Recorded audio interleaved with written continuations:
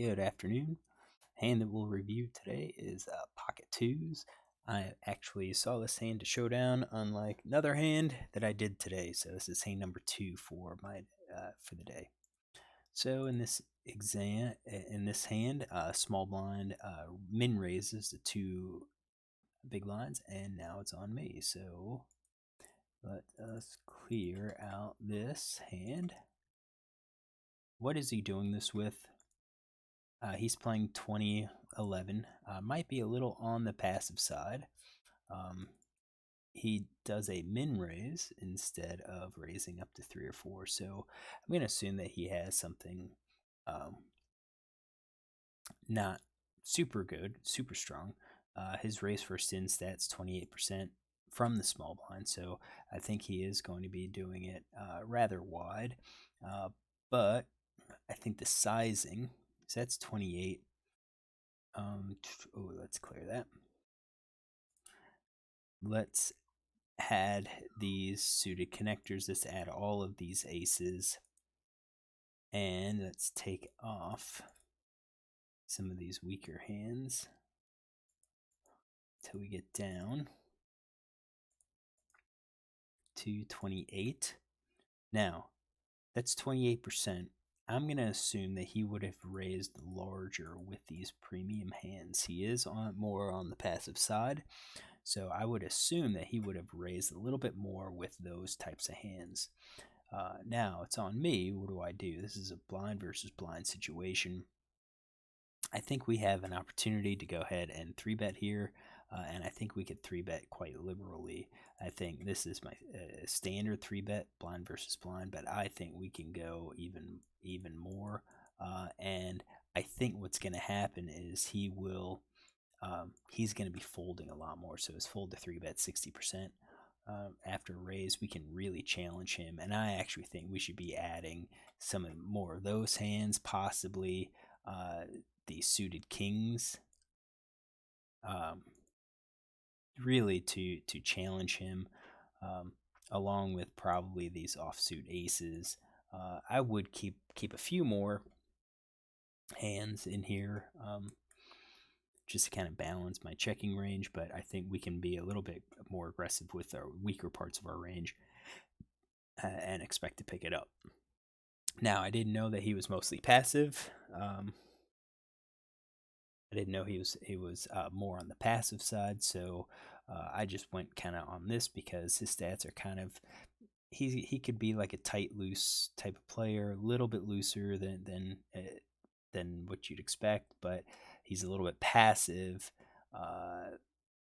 for like so he's not necessarily loose aggressive. He's more like, but he's not quite loose passive.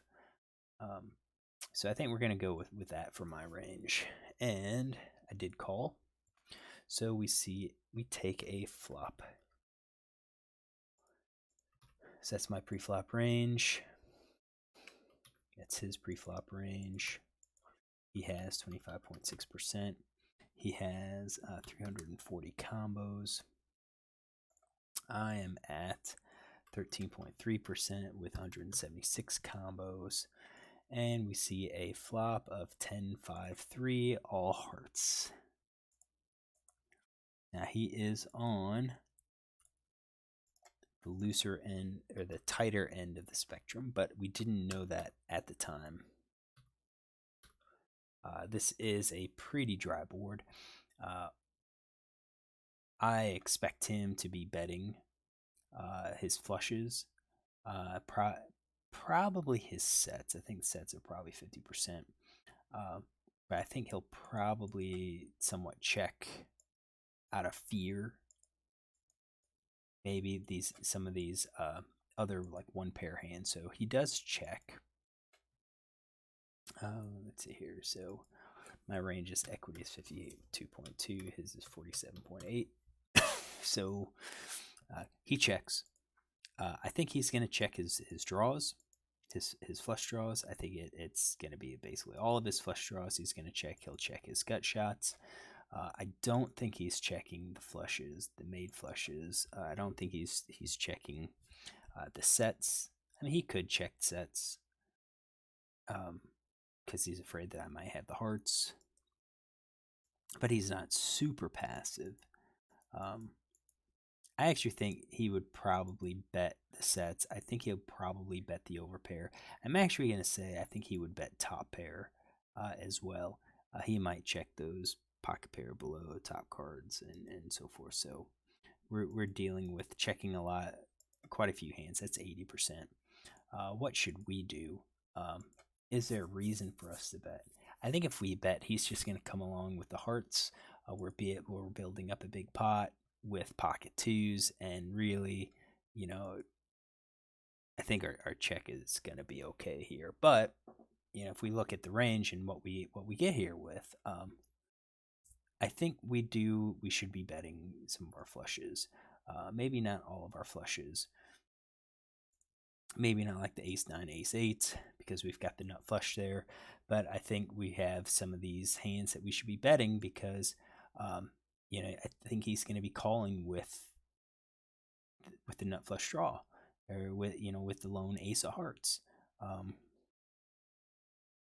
I do think we should be betting nut flush. I think we should be betting second and third nut.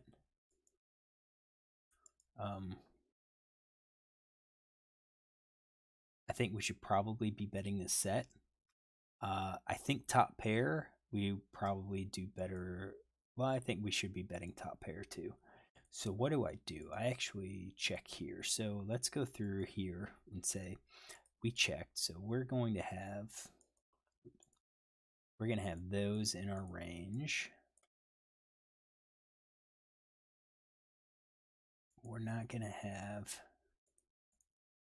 top pair in our range.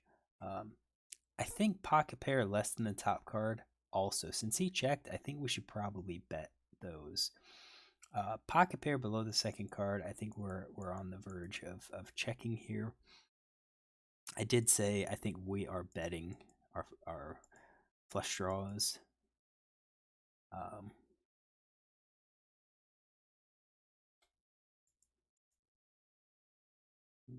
So I think we do have some flushes. We've got what, two nut flushes there, and then we've got some other hands. Maybe maybe some of these other flush draws. Maybe we should keep some of them in.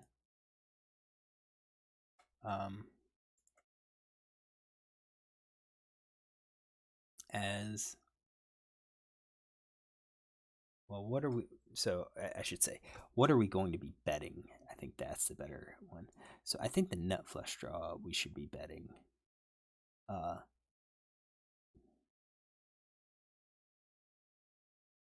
Because it would probably be. It's just the ace. Ace 10. No, because that's part of top pair. We're going to be betting that. King 10. Let's bet King Jack.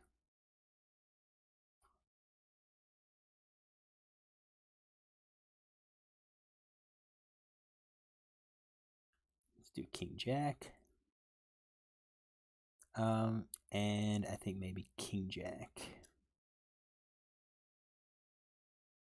So we should be betting.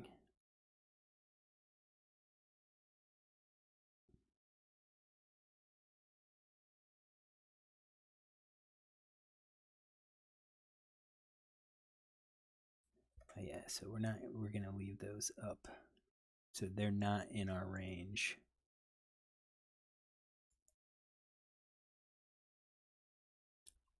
Yeah, so I think we have it set up correctly. So we've got 40.8%, and you can see that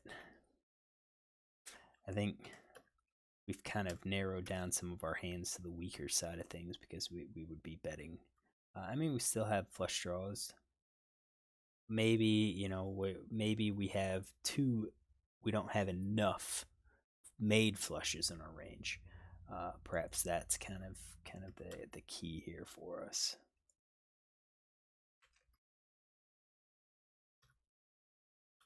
So 79.4. got 243. All right, so now we see a king of hearts, and that's kind of interesting because now, you know, suited kings are out. Suited aces are still a possibility. So how does that affect our play?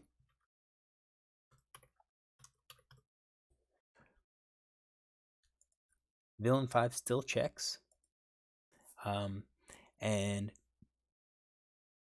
at this point, I think he's probably going to be betting the nut flush draw. So the second nuts, you know, all of the queens, I think he's going to be checking straights, one pair, just because of his passivity. So I think he's looking at something like that. He's got, you know, geez, 60, 70%, just pretty weak. And now it's on us. What should we be doing? I'm not sure if we could bet. I kind of feel like we should be. So we should be betting the. I think we should be betting the nut, and I think we should be betting the second nuts because I don't think he. I think he would have bet the nut flush draw. If we bet these and if we bet the second nut and get raised, we're probably behind to the nut flush draw. So what do? I checked it. So I'm gonna say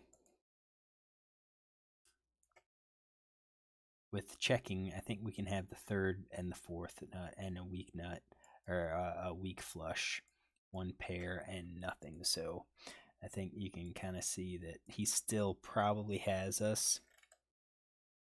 And as I'm going through this, I'm just not really liking some of this play. So you got 54 combos.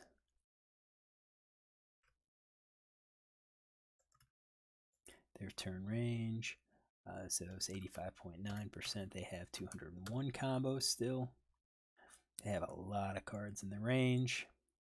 9 of clubs. Hits.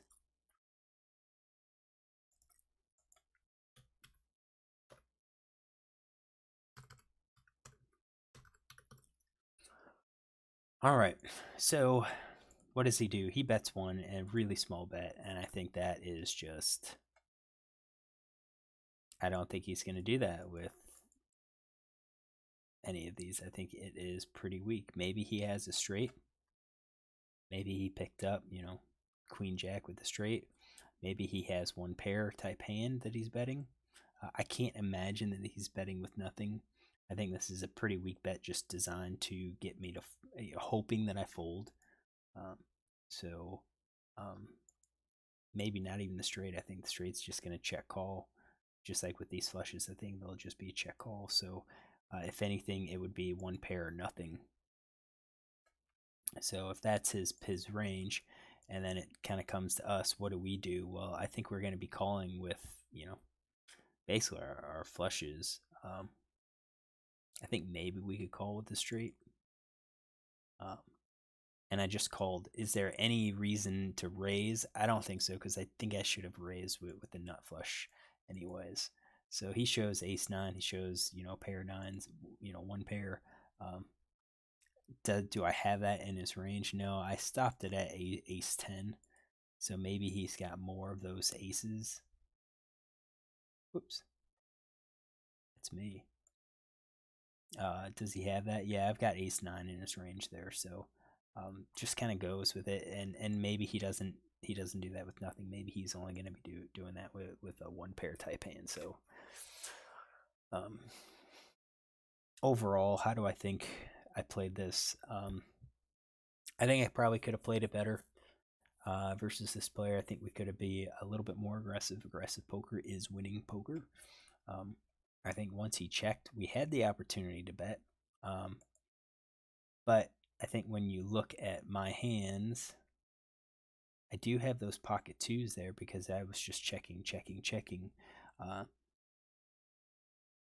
So based on my analysis here, it seems like I keep pocket twos, pocket fours in my range here as long as I have the heart, you know, 2 heart or the 4 heart if I have those. But I think I could have taken a shot, or at least considered betting with other aspects of my range.